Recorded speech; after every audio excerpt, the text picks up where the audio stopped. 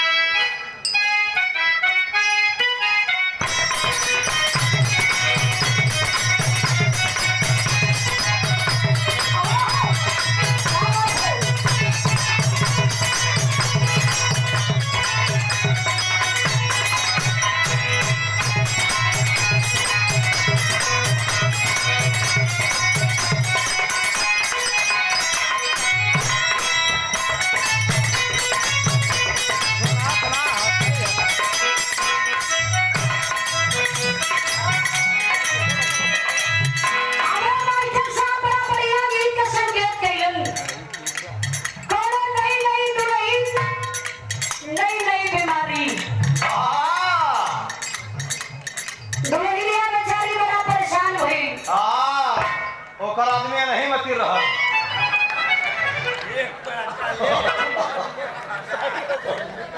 अरे तनके ना जानत हो खुनो चूसल वहां एक बात लगी, वहां पकड़ के सीना फाड़ के सरवन ने चूस लिया तो फिर भाग ना बैठा। देखी करे तो नहीं का दुल्हा रहा बड़ा मिजाजी बड़ा खिलाड़ी, रात में ऐसा कैस की बेचारी सुबह होते होते परेशान हो गई। ज्यादा मिजाजी हो देखा लोग पैक उतरी और कूना बोलत हो। 70 रुपया बोलत हो।